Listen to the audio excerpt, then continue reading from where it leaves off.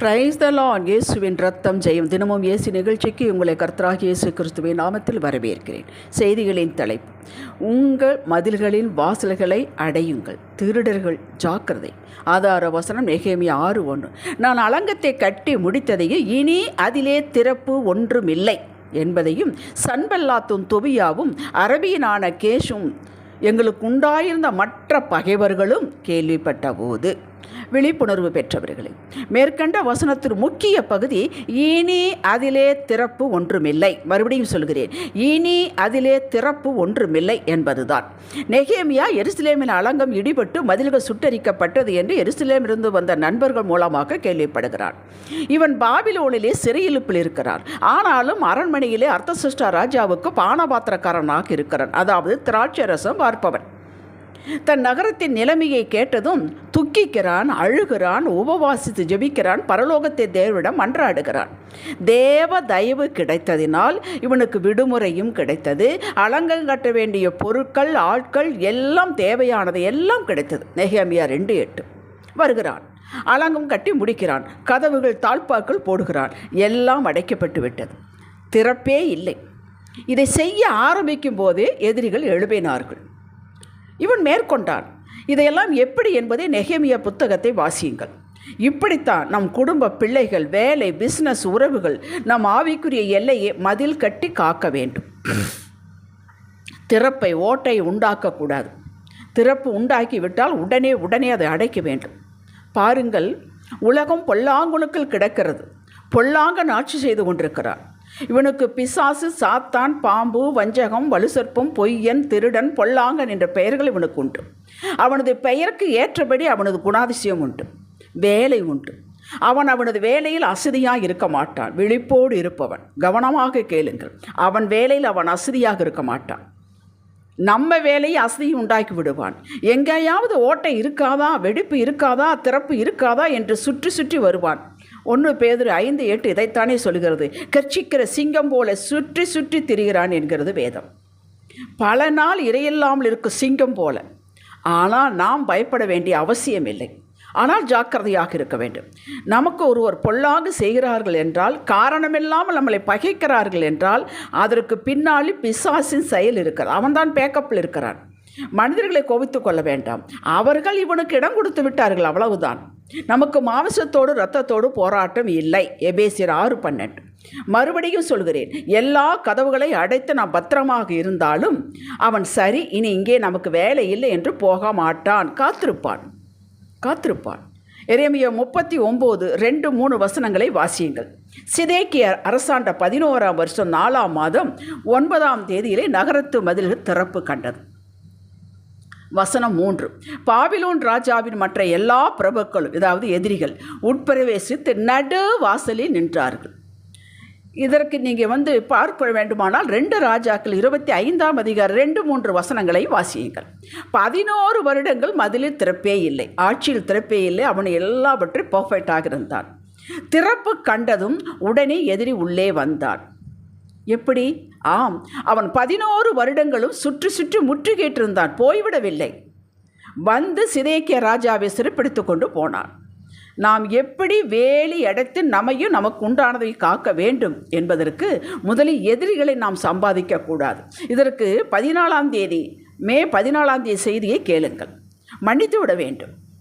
நாமும் வெறுப்பை சம்பாதித்து கொண்டு உள்ளே வைக்கக்கூடாது. மற்றவர்களில் மனதில் நாமும் வெறுப்பாக இருக்கக்கூடாது. காசிப்பிங் அறவே கூடாது. இதெல்லாம் நம்முடைய வாழ்க்கை சுவரை திறப்பு உண்டாக்கிவிடும். இயேசு ஒரு நாள் சொன்னார், உலகத்தின் அதிபதி வருகிறான், அவனுக்கு என்னிடத்தில் ஒன்றுமில்லை என்றார். லூக்கா 11ஆம் அதிகாரம் 53-54 வசனங்களை உங்களுக்காக நான் வாசிக்கிறேன். இந்த பரிசேயரும் வேதபாரகரும் இயேசுவிடம் ஏதாவது குற்றம் கண்டுபிடிக்க வேண்டும் என்று அவர் எத்தனை பண்ணுகிறார்கள். அவர் மேல் குற்றம் சாட்டும் பொருட்டு அவர் வாய்மொழியில் ஏதாவது பிழை கண்டுபிடிக்க வேண்டும் என்று உபாயம் பண்ணி அவரை மிகவும் நெருக்கவும் அநேக காரியங்கள் குறித்து பேசும்படி அவரை ஏவவும் தொடங்கினார்கள். கேட்டீங்களா? அதிகமான பேச்சில் பாவம் ஒன்றும். என்ன மேற்றோ அதை மட்டும் பேசிவிட்டு செல்ஃபோனை வைத்து விட வேண்டும். நீங்கள் அதிகமாக பேச பேச பேச நிச்சயம் பாவம் இருக்கும், காசிப்பிங் இருக்கும். நம்முடைய திறப்பு, எல்லையினுடைய அடைபட்ட கதவு திறப்பு உண்டாகிவிடும். நாம் அப்படி பயந்து கொள்ள வேண்டிய அவசியம் இல்லை. ஆனால் இயேசுவை போல நாம் சொல்ல வேண்டும், அதிபதி வருகிறான், நம்மிடத்தில் ஒன்றுமில்லை என்று சொல்வதற்கு தைரியம் உண்மையும் நம்மிடம் இருக்க வேண்டும். நீங்கள் நண்பர்களை சம்பாதிக்காவிட்டாலும் பரவாயில்லை, பகைமையை பகையினர்களை சம்பாதிக்கவே கூடாது. அடுத்து ஒருவருக்கொருவர் நீங்கள் ஜெபித்து கொண்டு வருகிறீர்கள், ஒருவருக்கு மற்றவருக்காக நீங்கள் ஜெபித்து வருகிறீர்கள். அவர்கள் உங்களுக்கு சாதகமாக இல்லாவிட்டாலும் பரவாயில்லை, பாதகமாக நடக்கிறதை கேள்விப்பட்டதும், பாரு இவங்களுக்காக நான் ஜெபிச்சுக்கிட்டு இருந்தேன், இனி நான் அவங்களுக்கு ஜெபிக்க மாட்டேன் என்று மாமிசத்தில் செயல்பட வேண்டாம் என்று அன்போடு கேட்டுக்கொள்கிறேன். இது நமது எல்லையில் மதிலில் திறப்பை உண்டாக்கிவிடும். நம்மை ஜெபிப்பதற்காகத்தான் கர்த்தர் நம்மளை அழைத்திருக்கிறார், மற்றவர்களுக்கு ஜெபிப்பதற்காக, அதுவும் விரோதிக்கு ஜெபிப்பதற்காக. இதற்கு நீங்கள் மத்தேயு 5ஆம் அதிகாரம் 48 வசனங்களை 6ஆம் அதிகாரத்தில் வசனத்தை வாசித்து பாருங்கள். பகைஞர்களுக்கு, நம்மை சபிக்கிறவர்களுக்கு நாம் என்ன செய்ய வேண்டும் என்று சொல்லியிருக்கிறார். இது அவருடைய கட்டளை, கற்பனை. நாம் கை கொண்டுதான் ஆக வேண்டும். நமக்கு பிடிக்கவில்லை என்பதற்காக தள்ளிவிட முடியாது. நாம் தெய்வ குடும்பத்தில் பிறந்திருக்கிறோம், நமக்கென்ற புரோட்டோகால் உண்டு. ஹல்லேலூயா. எதிரி நமது ஆசீர்வாதங்களை திருடி வைத்திருக்கிறான் வைத்துக்கொள்வோம். அவன் கோட்டை வைத்திருக்கிறான். நம்ம கோட்டைக்குள் வராமல் நாம் தான் காத்துக்கொள்ள வேண்டும். நம்முடைய ஆசீர்வாதங்களை, நமக்கு வர வேண்டிய நன்மைகளை அவன் அடைத்து வைத்திருப்பான் என்றால் யோசுவா 6ஆம் அதிகாரம் 1ஆம் அதிகாரம் 1வது வசனம். எரிகோ இஸ்ரவேல் புத்திரருக்கு முன்பாக அடைக்கப்பட்டிருந்தது. இவர்கள் வழிவிடல், இஸ்ரவேல் மக்கள் அது வழியாக போவதற்கு வழியை விடவில்லை, அடைத்து கொண்டார்கள். இவர்கள் போகவே முடியாது, திறப்பே இல்லை. எதிரி அப்படித்தான் அடைத்து வைப்பான்.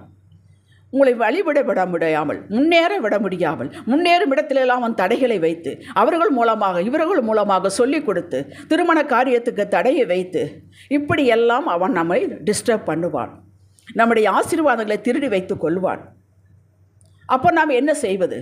நாம் அந்த மதில்களை உடைக்க வேண்டும். எப்படி உடைப்பது? யோசுவா சொன்னது போல் 6ஆம் அதிகாரத்தில் வந்தது போலத்தான். துதிக்க வேண்டும், ஸ்தோத்திரிக்க வேண்டும், நன்றி செலுத்த வேண்டும், ஜெபிக்க வேண்டும். மக்களே, நீங்கள் என்ன ஞானம் கற்றிருந்தாலும் இந்த பேசிக் இதுதான். ஜெபித்தல், துதித்தல், ஸ்தோத்திரித்தல், ஆண்டவருடைய வார்த்தை எடுத்து பேசுதல், அவருடைய ரத்தத்தின் மகிமை எடுத்து பேசுதல். என்னென்ன கதவுகள், கோட்டைகள் இருந்தால் அடைபட்டு கிடந்தாலும் அவையெல்லாம் உடைபட்டு போய்விடும். உங்களது ஆசீர்வாதங்கள் உங்களுக்கு நேராக வந்து சேரும். இதுதான் வழி, வேறு வழியே கிடையாது. உங்களுக்கு இன்னொன்று சொல்லுகிறேன். கழுகு பார்த்திருப்பீர்கள். கழுகு பாம்புக்கு எதிரி. அந்த கழுகு என்ன பண்ணும் என்றால், மேலே இருந்து பாம்பு இருக்கிறதை பார்க்கும், கீழே தரையிலே போராடாது. ஏன்னா பாம்புக்கு தரையிலே பலன் உண்டு. எங்கே வேணாலும் நுழைந்து போய் முள்ளே சிக்கிக்கொள்ளும், அண்டிக்கொள்ளும். அதனால் கழுகு என்ன பண்ணும் என்றால், கீழே நிலத்திலே போராடாது, நேராக கொத்தி கொண்டு மேலே கொண்டு போய்விடும், ஆகாயத்துக்கு கொண்டு போய்விடும். ஆகாயத்திலே பாம்புக்கு வலிமையே கிடையாது, அது செத்தது போல் ஆகிவிடும். மேலே உயர கொண்டு போய் கீழே போட்டுவிடும். அது பூமிக்கு சேர்வதற்கு முன்பாகவே அது இறந்துவிடும். இதை எதற்காக சொல்கிறேன் என்றால், எப்பெல்லாம் இங்கே ஜெபிக்கிறீர்களோ, எப்பெல்லாம் ரத்தத்தின் மகிமையை பேசுகிறீர்களோ, எப்பெல்லாம் அவர் செய்த நன்மைகளுக்கு ஸ்தோத்திரம் செலுத்துகிறீர்களோ, நீங்கள் அவனுடைய பிசாசை எடுத்து மேலே கொண்டு சாக வைத்தது போலாகும். ஒவ்வொரு உங்களுடைய காரியத்தில், பிஸ்னஸ் காரியத்தில், பிள்ளைகள் காரியத்தில், திருமண காரியத்தில், உறவு காரியத்தில் இந்த பிசாசானவன், பாம்பானவன் என்ன செய்து கொண்டிருக்கிறானோ அவனை வலுவிழுந்து அவனை தூக்கி கொண்டு போய் ஆகாயத்தில் போட்டு விடுகிறேன் என்பதற்கு அர்த்தமாகும். நீங்கள் அதை செய்ய வேண்டும். அவனுடைய கோட்டை உடைபட்டு விடும். ஆசீர்வாதம் உங்களுக்கு நேராக வந்து சேரும். இதுதான் வழி, வேறு வழியே கிடையாது. ஹல்லேலூயா. அப்பொழுதெல்லாம் நீங்கள் ஜெபிக்கும் பொழுது, நீங்கள் ஸ்தோத்திரம் சொல்லும் பொழுது, நீங்கள் ஆராதிக்கும் பொழுது ஆவிக்குரிய மண்டலத்தில் அடைப்பு திறக்கப்படுகிறது. உடைக்கப்பட்ட காரியங்கள் வெளியே வரும். சங்கீதம் 18:2 தாவீது தன் கர்த்தர் தனக்கு எப்படியாக இருக்கிறான் என்று 8 காரியங்களை சொல்கிறான். எடுத்து வாசித்து பாருங்கள். சங்கீதம் 18ஆம் அதிகாரம் 2வது வசனம். கடைசியாக சொல்கிறான், உயர்ந்த அடைக்கலம் என்கிறான். இதுவே எப்போதுமே இது ஒன்றோடு சொல்லி நிறுத்தியிருக்கலாமே. அவனுக்கு தெரியும், கண்மலை, துருகம், கேடகம் நான் நம்பி இருக்கிறவர் என்று, கோட்டை என்று சொல்லும் பொழுதெல்லாம் அதுவாகவே அவர் இருக்கிறார். அப்படியாகவே அவனை காக்கிறார்.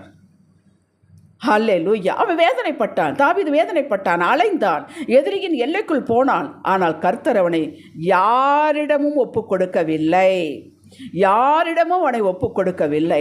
ஏனென்றால் அவன் துதிப்பவன், அவன் ஸ்தோத்திரிப்பவன், அவன் எளிமையாக இருப்பவன், தன்னுடைய ஆரம்பத்தை மறக்காதவன். அல்லேலூயா. அவன் துதித்து ஆராதனை செய்து ஜெபித்து தன் மதில்களை கட்டி இருந்தான். தன் மதில்களை அவன் இதை கொண்டுதான் கட்டினான். நாமளும் இதை கொண்டுதான் கட்ட வேண்டும். இந்திரா காந்தியை சுட்டு வீழ்த்தியது எதிரி அல்ல, பாதுகாவலனே எதிரியாக மாறினான். நமக்கு தஞ்சம் சிலுவை, இயேசுவின் ரத்தம். இதன் அருகில் எந்த எதிரியும் வர முடியாது. கை அவனுக்கு நடுங்கு பிசாசு இருக்கு. உங்கள் எல்லையின் கோட்டையை வாயிலே கட்ட வேண்டும், பாதுகாக்க வேண்டும். எதிரிக்கு இடம் உண்டாக்கி கொடுக்கக்கூடாது. வீட்டில் சிசிடிவி கேமரா எத்தனையோ இருக்கலாம், பெரிய காம்பவுண்ட் வால் நீங்கள் போட்டிருக்கலாம், வாட்ச்மேன் கூட வைத்திருக்கலாம். இவைகள் இருந்தாலும் கர்த்தர் வீட்டை கட்டாராகில் கட்டுரை பிரயாசம் ஒன்றுமில்லை. பகையை, வெறுப்பை, கோபத்தை சிலுவையில் அறைந்து விடுங்கள். அது ஆகாது.